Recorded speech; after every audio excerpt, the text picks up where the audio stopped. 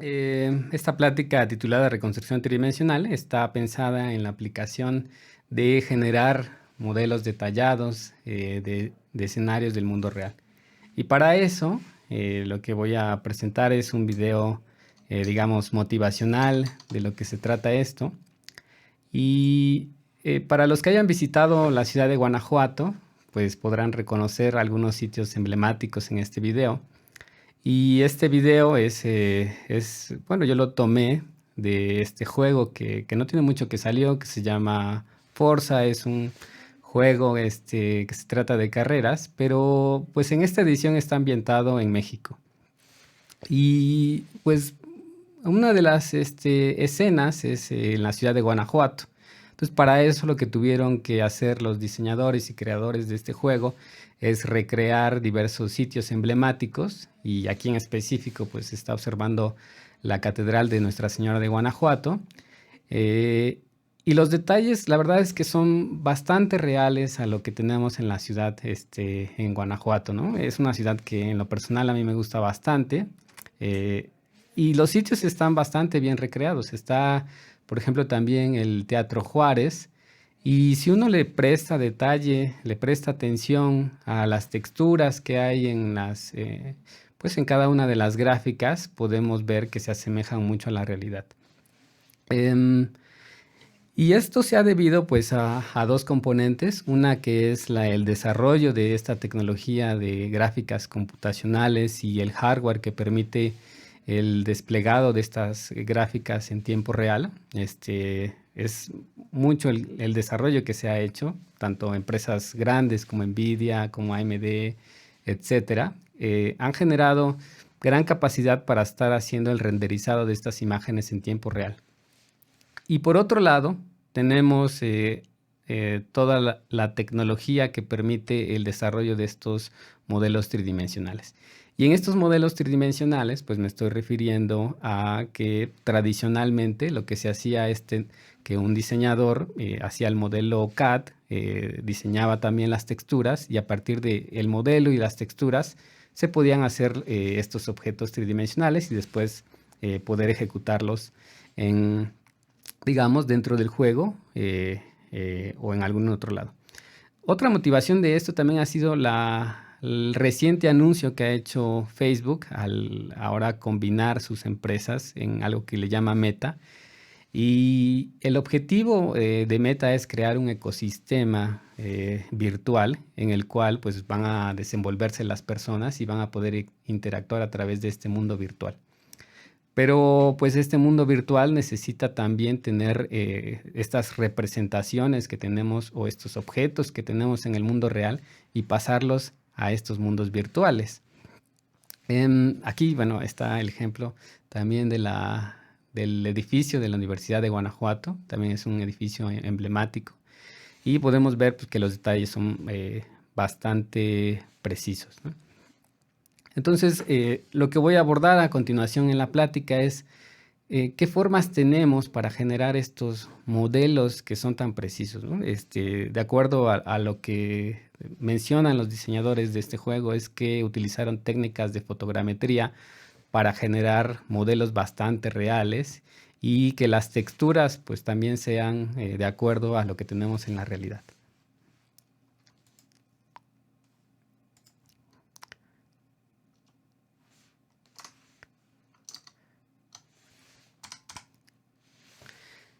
Así que pues lo que queremos con estos procesos de reconstrucción tridimensional es generar estos modelos, y podemos tener al menos dos tipos, uno que sea una nube de puntos, y esta nube de puntos la llamaríamos una representación dispersa porque tenemos cada uno de los puntos que constituyen al objeto de interés, pero existen ciertos huecos entre estos puntos, ¿no?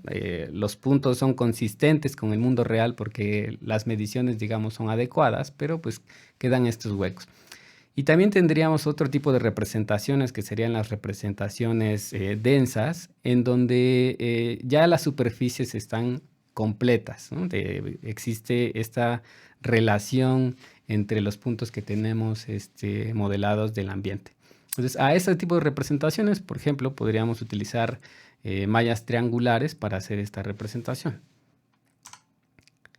¿Y de qué forma podemos nosotros adquirir estas formas tridimensionales? Pues una es mediante el uso de sensores, ¿no? El uso de sensores nos permitiría adquirir la información y estaríamos reemplazando el proceso que hace el diseñador de hacer el modelo CAD y obtener la superficie.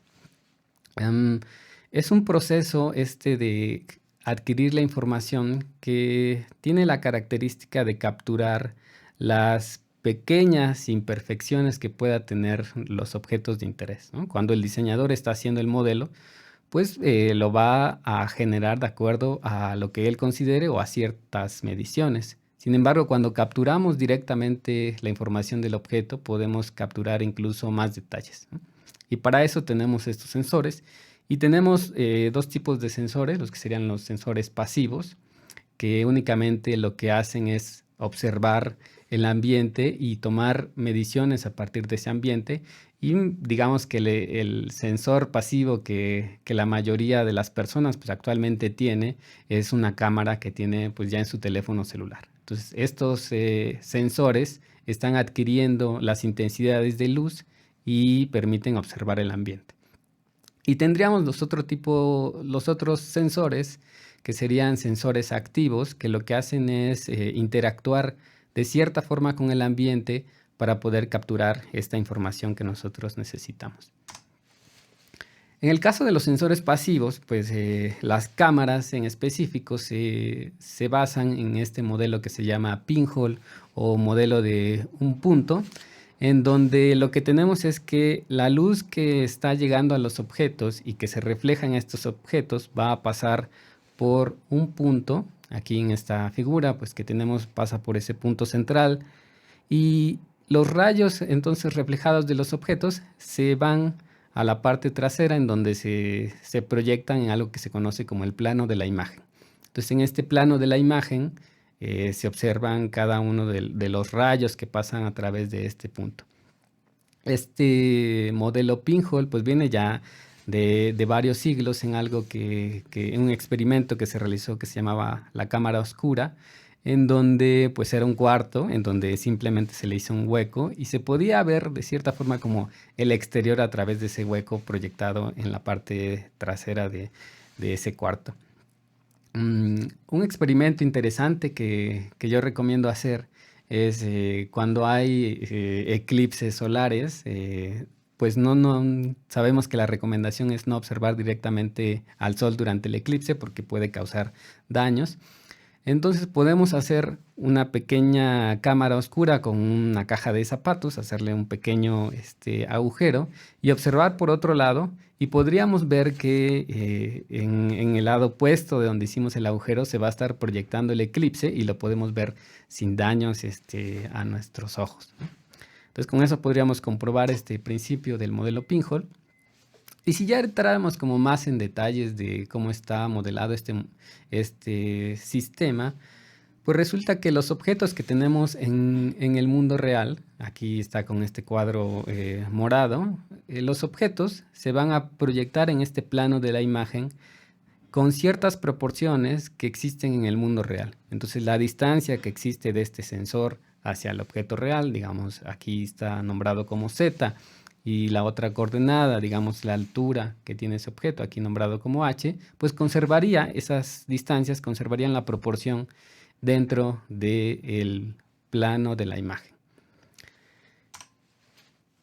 Y si siguiéramos con este modelado, pues encontraríamos que podemos nosotros para un punto en el mundo saber en qué parte de la imagen va a corresponder.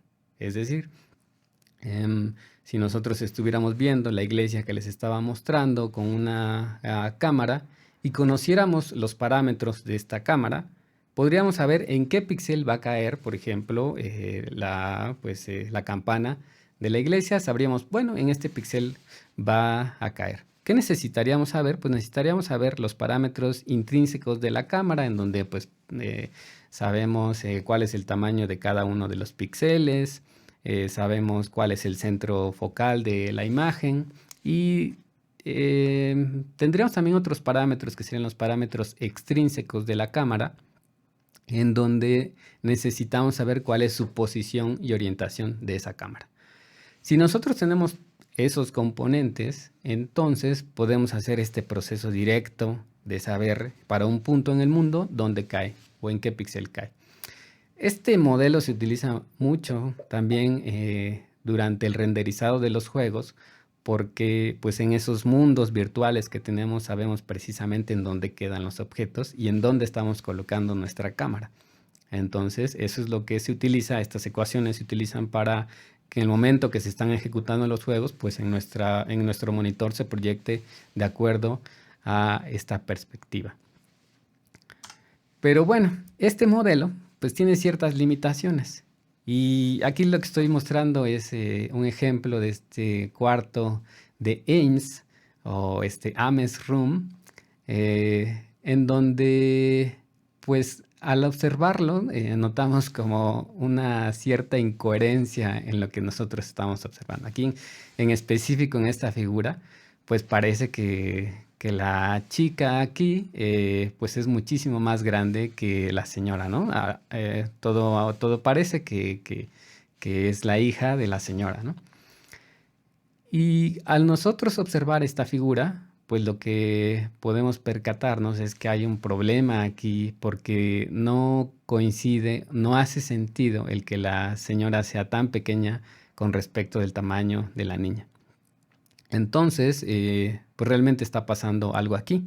Y lo que está pasando es que tenemos un problema en este modelo de perspectiva porque estamos utilizando un solo sensor para estimar la profundidad. Es decir, solo con una fotografía estamos queriendo inferir la distancia y el tamaño de las cosas. Sin embargo, pues en realidad lo que está pasando aquí es algo, si lo viéramos como de la parte de arriba en este cuarto, pues tendríamos que en la parte de abajo tendríamos la cámara o nuestro sensor o el observador. Y entonces la niña estaría aquí en este punto verde, está más cerca del observador y por tanto se ve más grande. Y la señora estaría en la parte pues trasera de este cuarto y como está más lejos entonces en esta perspectiva se ve más pequeña. El problema es que el cuarto está arreglado de tal forma y la geometría del cuarto está cambiada para que nosotros podamos creer que es un cuarto que tiene una relación pues, de 90 grados, que todas las paredes están ortogonales. Sin embargo, eso no está pasando.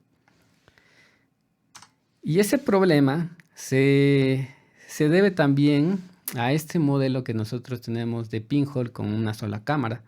Entonces, ¿qué es lo que pasaría si nosotros estamos observando un objeto? Entonces, ese objeto que nosotros estamos observando se está proyectando con este rayo que tenemos aquí pintado como verde hacia el punto H que tenemos en el plano de la imagen, aquí en la parte derecha. Pero cualquier punto que quede sobre esta línea verde se va a proyectar sobre el mismo punto en el plano de la imagen. Entonces podríamos tener un objeto que esté más lejano, pero es más grande, y aún así lo seguiríamos viendo en el mismo punto. Por lo tanto, si en el mundo real desconocemos a la distancia a la cual están las cosas, pues entonces no podemos inferir cuál es el tamaño que tienen ellas. Entonces, pues podemos hasta este momento decir que con una sola cámara no nos es posible estimar la profundidad ni el tamaño de las cosas y por tanto no podríamos generar estos modelos tridimensionales. Nosotros como humanos, aunque hiciéramos el experimento digamos, de taparnos un ojo y querer observar las cosas, aún así tendríamos cierta idea del tamaño de ellas, ¿no? Porque tenemos nosotros experiencia previa que nos permite hacer una estimación del tamaño de todas las cosas que están en nuestro entorno. Sin embargo, si cambiamos ese entorno, como es el caso del cuarto de Ames, entonces pues ya nuestra experiencia nos está indicando algo erróneo. Para eso, pues lo que tendríamos que hacer es completar nuestro modelo y utilizar una segunda imagen para eliminar esta incertidumbre que tenemos a causa de este modelo de pinhole. Entonces, para eso lo que nos ayudaría una segunda imagen es que estos rayos que son proyectados tanto en la imagen izquierda como en la imagen derecha, pues van a tener un único punto de coincidencia. Entonces, este único punto de coincidencia y a través de triangulación nos permitiría estimar la profundidad de las cosas y por tanto la superficie que tenemos. Si nos fuéramos ya al modelo, digamos, matemático que representa esto, pues lo que tendríamos es un modelo de visión estéreo, en donde aquí en el caso de la figura de la izquierda, pues tendríamos un punto aquí representado en este punto rojo y que pertenece a esta superficie que tenemos aquí. Y entonces este punto estaría observado tanto por la cámara izquierda y por la cámara derecha. Sin embargo, va a existir una distancia dentro de esas dos imágenes que estamos observando. A esta distancia que tenemos entre esas dos imágenes es lo que llamamos disparidad. Entonces, nosotros cuando estamos observando el mundo, no somos tan conscientes de esa disparidad que existe con la percepción de dos ojos, pero podemos ser más conscientes de este efecto de disparidad, por ejemplo, cuando nosotros nos estamos desplazando, supongamos que vamos en un vehículo y tenemos a lo lejos, estamos observando la luna y a lo cerca pues estamos viendo cómo se desplazan los árboles. Entonces, en ese contexto, podemos observar que los árboles que están cerca se están desplazando rápido, se están moviendo rápido. Sin embargo, la luna que está lejos tiene poco movimiento. Entonces, en este pues, contexto, esta distancia que se está notando mucho en los árboles que tenemos cerca, pues es la distancia de disparidad. Y pues en la luna que está muy lejos, pues la disparidad es muy pequeña porque su distancia es muy pequeña con respecto del observador.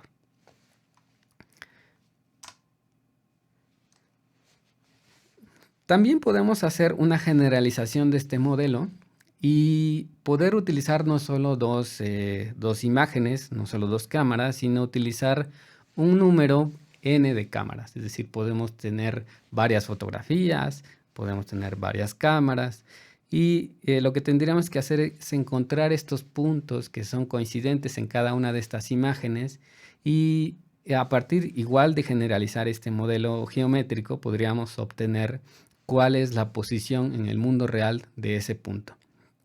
Entonces a esto es lo que llamamos un modelo de múltiple vista o también le podemos llamar una técnica de generar estructura a partir de movimiento.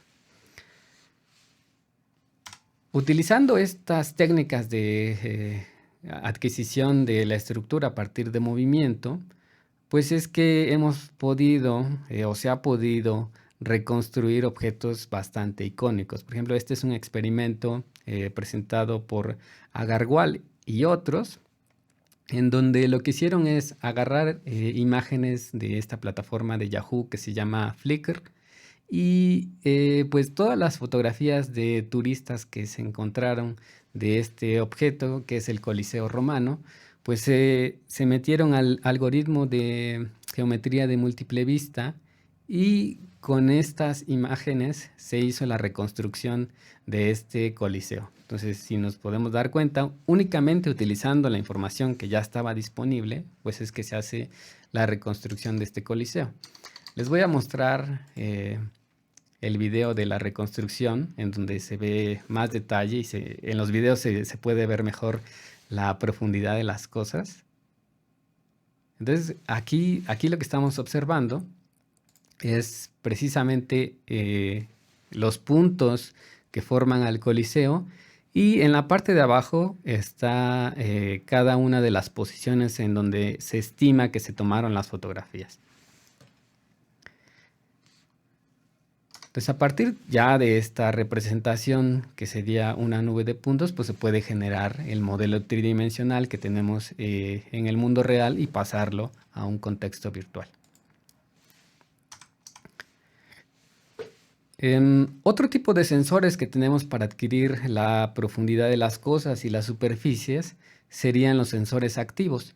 Y los sensores activos lo que hacen es interactuar con el ambiente. Un ejemplo, digamos, común de este tipo de sensores es el Kinect, Y el Kinect, bueno, ya tiene algunos años que salió, sin embargo, fue una revolución en su época, porque a pesar de que ya existían estas técnicas, pues lo que hizo Microsoft es abaratar la construcción de este sensor, dada la producción en masa. Eh, y entonces en muchos ámbitos, tanto de visión computacional como de robótica, pues se pudieron avanzar en diversos procesos. La técnica que utiliza este sensor Kinect es luz estructurada y lo que hace es proyectar sobre el ambiente ciertos puntos que se proyectan en el espectro infrarrojo. Por lo tanto, nosotros no los podemos ver.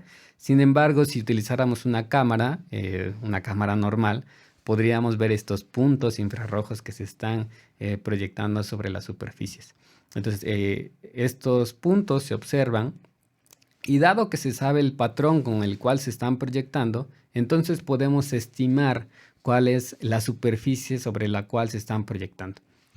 Eh, y eso pues permite nuevamente generar un mapa de profundidad que nos dice en dónde están las cosas y qué tamaño tienen. Otro tipo de sensores activos son los sensores basados en tiempo de vuelo. Y lo que hacen estos sensores es emitir un haz, que puede ser un haz, por ejemplo, una onda de sonido, puede ser un haz de luz. Y una vez que se emite este haz, choca con la superficie, rebota y nuevamente se percibe en el sensor. Entonces, el tiempo que le toma a ese haz ir, chocar con la superficie y regresar, es el que se utiliza para estimar la distancia a la cual están las cosas.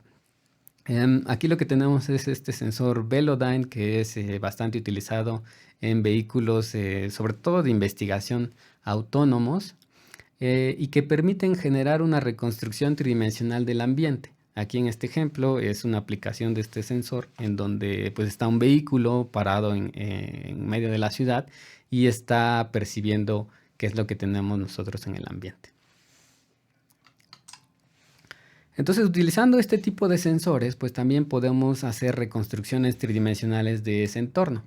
Aquí les voy a mostrar un ejemplo de esta aplicación que es el Kinect Fusion, y es un desarrollo de Microsoft Research en donde lo que hacen es utilizar este sensor Kinect y conforme van desplazando el Kinect de forma manual, se va incorporando toda la información a un modelo consistente y ese modelo es el que termina siendo la representación de ese mundo.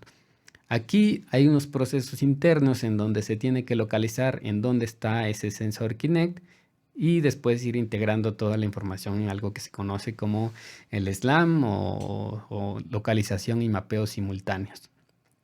Entonces podemos ver que utilizando este tipo de sensores, pues también podemos generar ciertas reconstrucciones tridimensionales de nuestro entorno.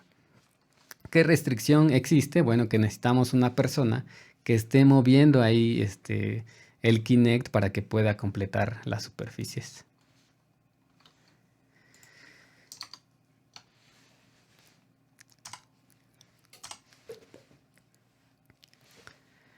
Y una vez que ya hemos utilizado estos sensores para generar nuestros modelos tridimensionales, pues en la mayoría de los casos lo que va a pasar es que vamos a generar superficies incompletas.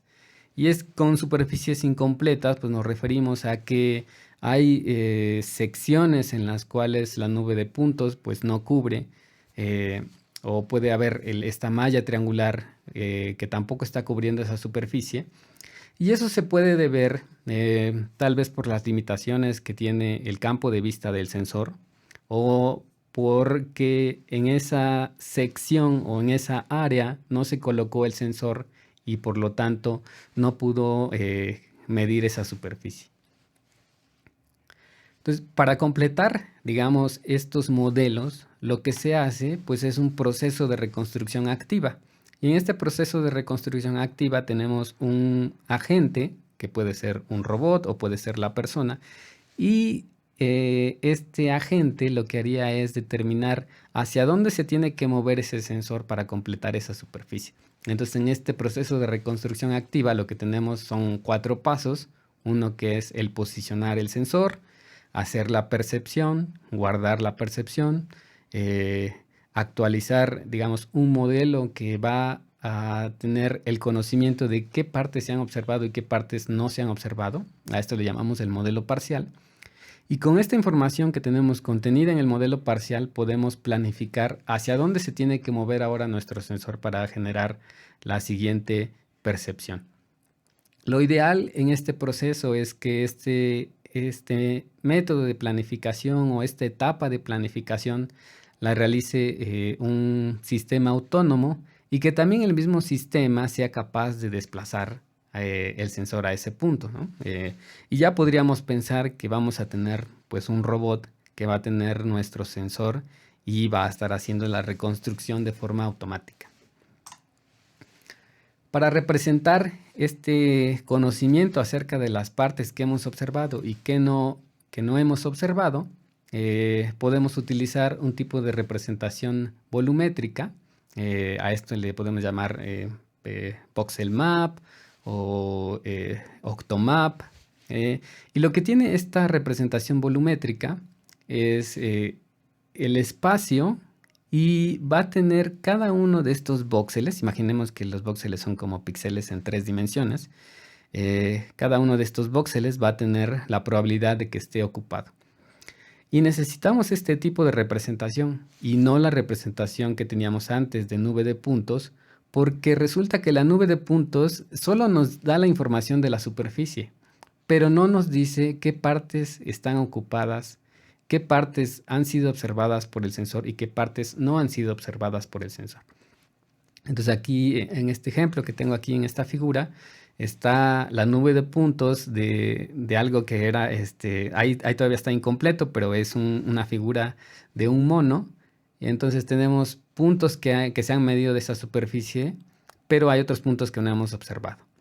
Y en la representación volumétrica, que sería lo que tenemos en la parte de la derecha, pues tenemos estos voxeles azules que indican superficies que se han observado. Y también tenemos estos voxeles amarillos que indican la superficie que nos falta por observar. Entonces, lo que vamos a utilizar para determinar hacia dónde se tiene que mover nuestro sensor es esta representación volumétrica. Les voy a mostrar una simulación de cómo funciona esta representación volumétrica. Y aquí lo que tenemos es un escenario en donde tenemos un robot manipulador móvil que tiene el sensor Kinect y va a modelar este objeto que tenemos aquí en la parte de la izquierda, que es un conejo que está sobre una mesa. Entonces, este conejo, pues bastante famoso porque es el conejo de Stanford, nos va a indicar pues cuáles son las superficies que vamos a estar observando. Y conforme el robot hace una percepción, lo que hace es generar esta representación volumétrica e indicar qué partes ha observado. Entonces, en las partes que ha observado, pues aquí las representa con voxeles azules, y las partes que le falta por observar y que desconoce qué cosas hay ahí serían los voxeles amarillos.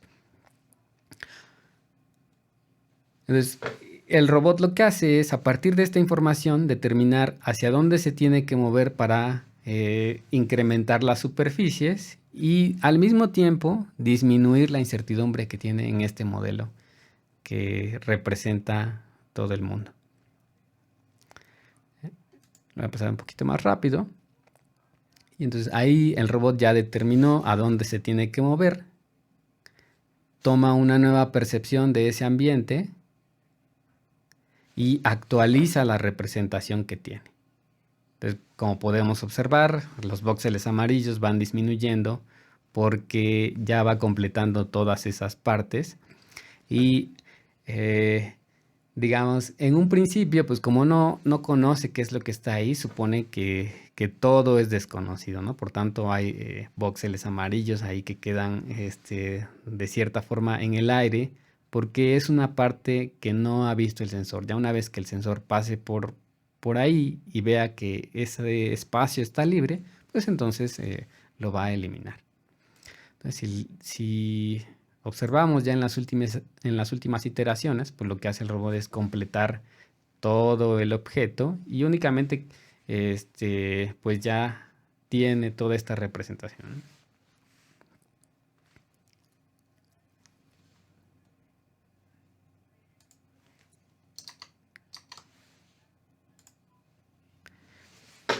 Entonces, un problema que pues hemos estado trabajando es precisamente en determinar cuáles son esas posiciones a las que se tiene que mover tanto el robot como el sensor para completar nuestro modelo. Y a este problema le llamamos el problema de la siguiente mejor vista. En esta siguiente mejor vista pues va a estar determinada por la posición y orientación que va a tener el sensor. Y lo ideal es que esta vista maximice la superficie que estamos reconstruyendo. Hay quien también la ha definido esta siguiente mejor vista como la vista que reduce la incertidumbre. En computación, pues este problema se puede definir como un problema NP duro, por lo tanto, obtener, digamos, la solución óptima, pues va a ser un problema bastante complejo, sobre todo cuando tengamos instancias grandes o incluso cuando tenemos ya un dominio continuo en el cual estamos trabajando, pues bueno, no se vuelve factible encontrar esta solución óptima. Hay diversas estrategias que se han utilizado para tratar de resolver este problema. Algunas de ellas pues se basan en métodos de síntesis, por ejemplo, obtener las normales de estas superficies. Y otros métodos que han funcionado bastante bien son métodos de búsqueda, es decir, se definen un conjunto de vistas candidatas a las cuales puede ir el sensor y mediante una función de costo, una función de utilidad, se determina a cuál vista conviene ir. Entonces, bueno, pues hay diferentes técnicas de optimización que se han utilizado y también se han utilizado diversas heurísticas de búsqueda. Estas heurísticas de búsqueda pueden funcionar únicamente en el espacio del sensor o pueden incluir también las restricciones que va a tener nuestro robot para llevar el sensor a esa posición. Y lo que hemos explorado últimamente es en utilizar estas técnicas ahora de aprendizaje para que el robot pueda, a partir de la experiencia que va teniendo de modelos que va reconstruyendo, pues cuando se le presente un nuevo modelo, saber cómo lo tiene que reconstruir. Entonces, pues dado los avances que ha habido, sobre todo en estas técnicas de aprendizaje profundo, en problemas de reconocimiento de patrones, pues lo que planteamos es reutilizar estas técnicas de aprendizaje profundo para poder estimar a dónde se tiene que ir el sensor. Entonces, el primer problema que atacamos fue el definir un problema de clasificación. Y en este problema de clasificación tenemos ahí un conjunto de vistas candidatas a las cuales se puede ir el sensor. Y tenemos un modelo que va a ser una red neuronal que va a indicar a cuál de esas vistas candidatas conviene ir. Entonces, pues bueno, ¿qué es lo que estaría aprendiendo este modelo para poder determinar a dónde se tiene que ir? Pues bueno, implícitamente lo que aprende es a predecir las superficies. En este caso aquí, en este ejemplo, pues está un casco que es un modelo que tiene que reconstruir y en la parte de la derecha está la representación actual de ese modelo que está reconstruyendo. Y entonces, al entrenar este modelo, pues de cierta forma aprende que lo que tiene que completar es esta parte amarilla que no ha observado. Por lo tanto, dice, bueno, esta parte es la que tengo que completar. Y la otra parte que también tendría que aprender este modelo es cuál es la relación que tiene esa parte por completar con la posición del sensor. Entonces, al aprender estas dos cosas, lo que podemos obtener es un comportamiento en donde diga el modelo, pues lo que te toca por observar es irte a este lado del casco para que lo completes.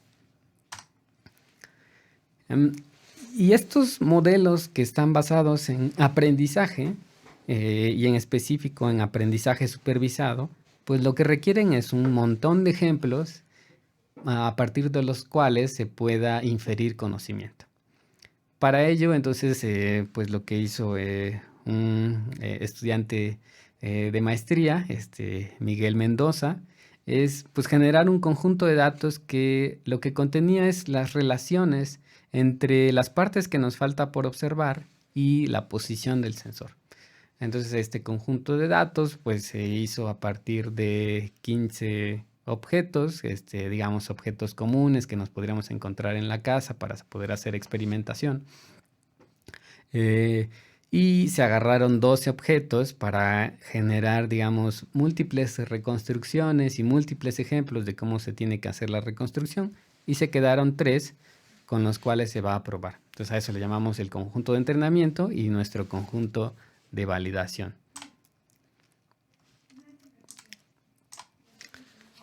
Así que, pues bueno, pero ¿cómo definíamos entonces cuál es la vista adecuada a la cual se tiene que mover el sensor? Pues internamente lo que se hizo es poner a la computadora, poner a la máquina a que estuviera haciendo de forma automática todas estas reconstrucciones.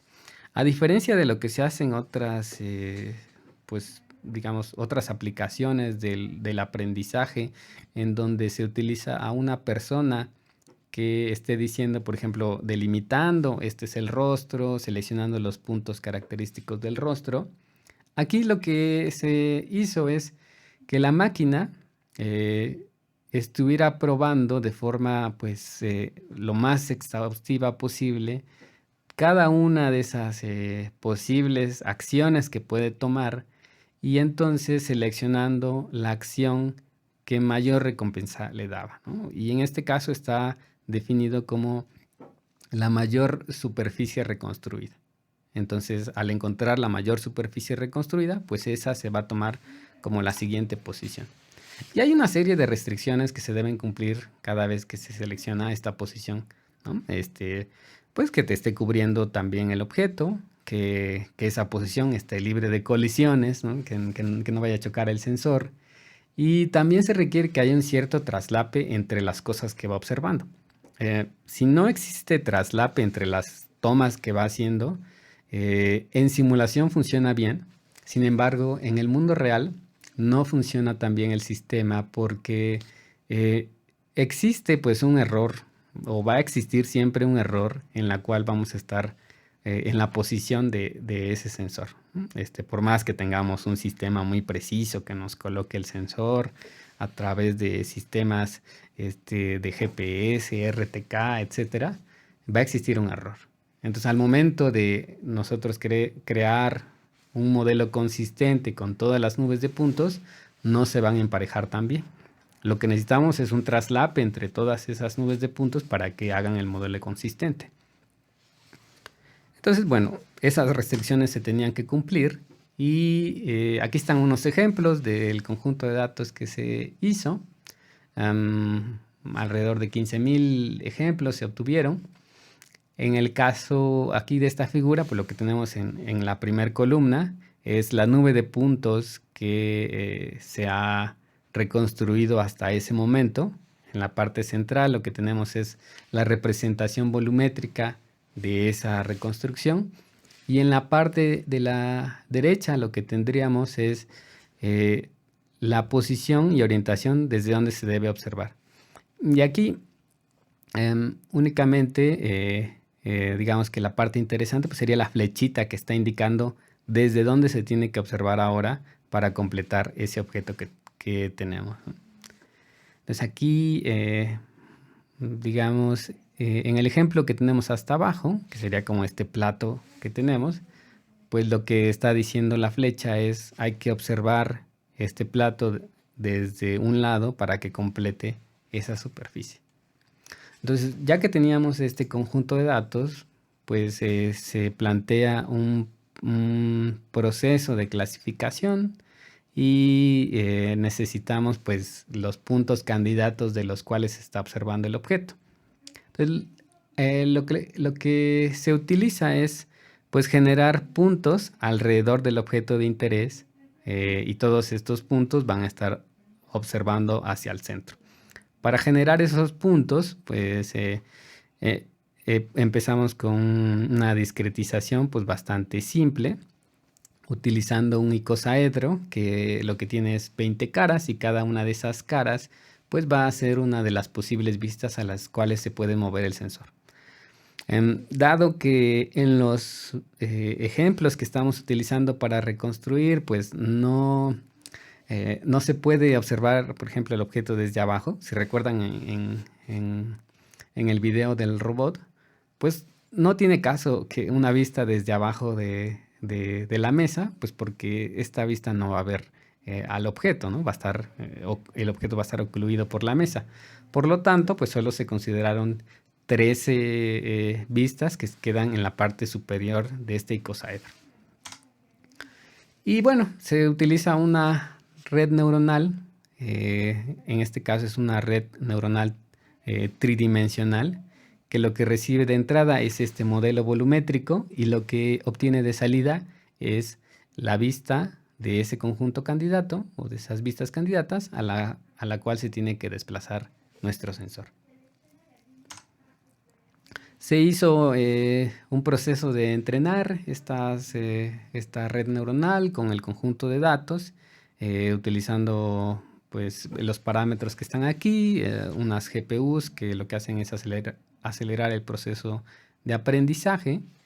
Y pues lo que obtuvimos después de hacer este entrenamiento es que esta red neuronal que propuso Miguel, pues funciona bastante bien y funciona mejor que otras arquitecturas que están reportadas ya en la literatura. Entonces, pues dado que teníamos un entrenamiento adecuado, pues lo que se hizo es probar ya el método en objetos que no se utilizaron durante el entrenamiento. Aquí les voy a mostrar cuál fue el resultado de esas pruebas.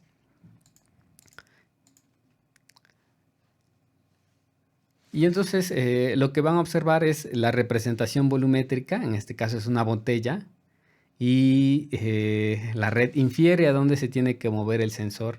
El sensor se mueve, toma la percepción y actualiza la representación. Entonces podemos ver que en el caso de la botella se llega al 90 y tantos % de reconstrucción.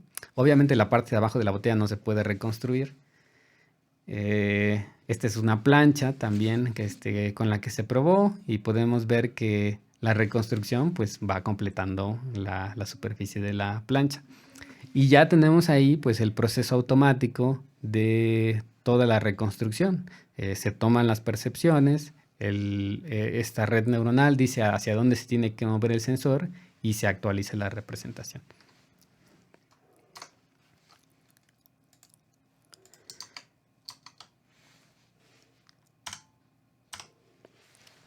Y entonces, bueno, ya que tenemos el sistema completo, pues ya lo que podemos hacer es utilizar un robot para que haga todo de forma autónoma. En esta implementación, ahí lo que tenemos es este robot que se llama Marcovito. Este robot es del INAOE y con el cual estuvimos trabajando. Y entonces, lo que hacía este robot es precisamente moverse ya a la posición que estaba determinada por el método de planificación. Se probó ahí con diversos objetos que teníamos del mundo real. En este caso está ahí una silla y el robot pues ya es capaz de completar el modelo tridimensional de esa silla, ¿no? Se probó con más objetos y de forma independiente a la forma de estos objetos pues es que se puede hacer la reconstrucción de cada uno de ellos. Entonces, pues como conclusiones de la plática, pues es que estos sensores, tanto pasivos como activos, nos permiten adquirir la forma de los objetos. Sin embargo, para hacer una reconstrucción autónoma completa, pues se requiere una parte de modelado activo. Y entonces para resolver este problema del modelado activo, pues hemos encontrado que estas estrategias de aprendizaje supervisado permiten hacer la estimación de a dónde se tiene que mover el sensor. Y entonces con estos modelos, que puede ser un esquema de clasificación, pues también permiten resolver el problema.